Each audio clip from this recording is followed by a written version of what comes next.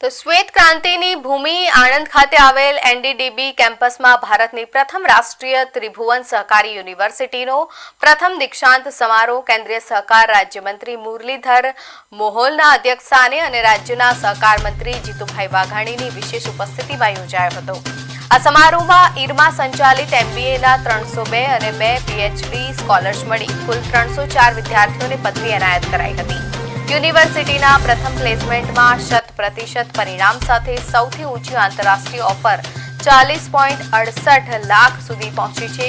કેન્દ્રીય મંત્રી મોહોલે વર્ષ 2025માં સંસદ દ્વારા બિલ પસાર કરીને સ્થાપિત આ સંસ્થાને ઐતિહાસિક ગણાવી આગામી સમયમાં સહકાર ક્ષેત્રે 17 લાખ તાલીમબદ્ધ યુવાનોની જરૂરિયાત હોવાનું જણાવ્યું હતું।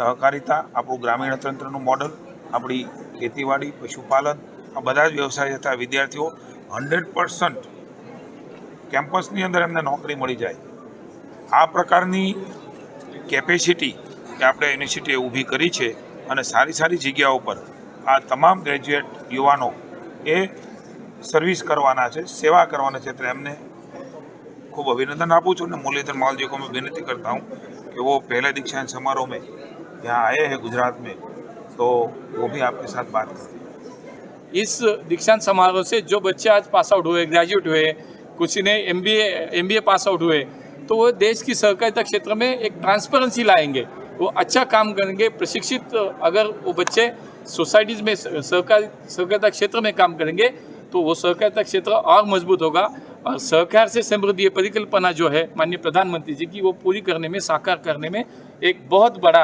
इसका योगदान रहेगा। हमें बहुत खुशी है कि आज पहली बैच यहाँ से पास आउट हो गई है।